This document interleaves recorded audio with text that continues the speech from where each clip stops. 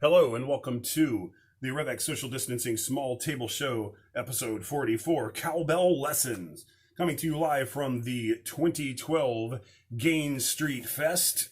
I am your host, Professor X. My t-shirt today is actually the actual shirt of the 2012 Gain Street Fest, the first festival that I appeared at as a performer. And my button is continuing the series of presidential candidates that I would vote for over Donald Trump. This one is Bob Graham from 2004.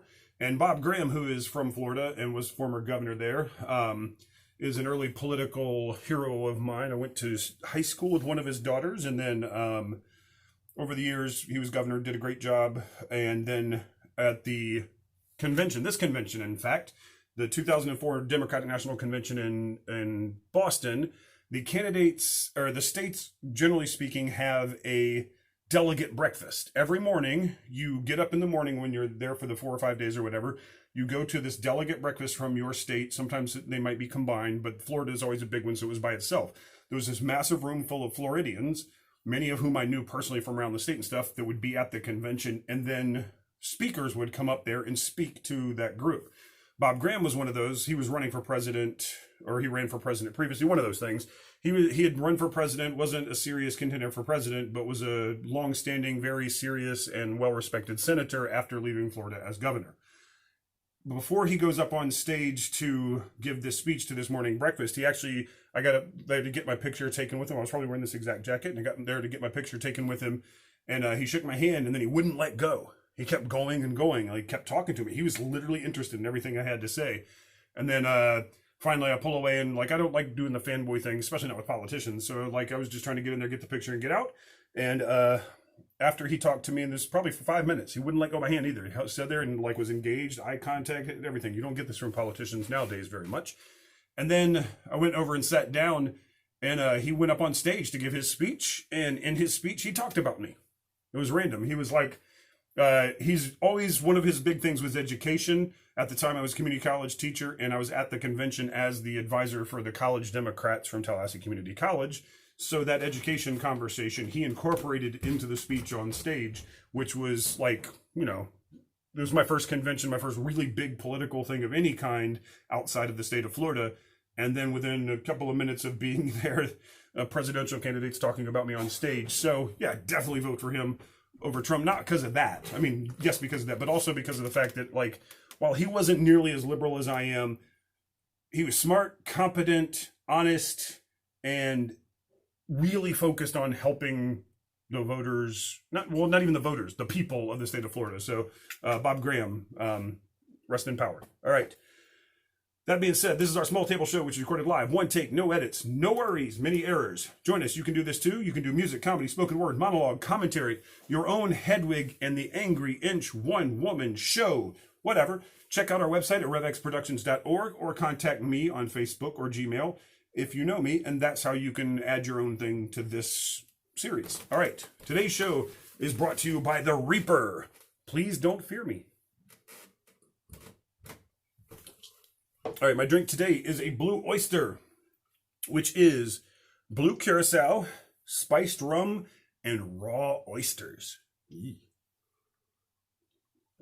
All right, my song is, today I'm going to do the first song I ever wrote with the first beat I ever wrote. So this goes all the way back to, say, 2006-ish is when this song was originally written. And this is the first beat I made, which is made primarily with cowbells. I knew this wouldn't be the final lyric, instrumental for the song, but at the time this was the best I could do. I didn't have heavy programming stuff, and I wanted it to be legal so that I could sell it. So I made this very rudimentary cowbell-based beat. I also performed this song, this version, around in 2012 at the Gain Street Fest, although I did not use this beat. We did an outside set, and my friend DJ Cyclone, aka Nathan Tucker, beatboxed live for me while I did the song, and it kind of rocked. There was probably the biggest crowd, or the second biggest crowd I'd performed for at that point, and I'd never done it without the instrumental beat or, trying to be on beat with another human being. So it was great. So here it is. This is that early version, not the beatboxed version, but the cowbell version of the lesson.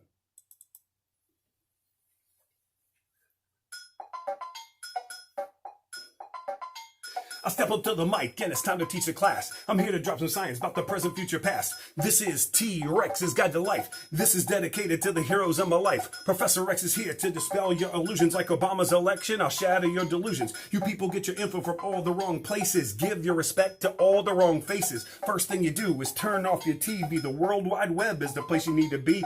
Freedom of information, that's the key. That plain corporate truth will eat you like a zombie. 28 days later, you still don't know the truth. Bible beaters got you rejecting the proof.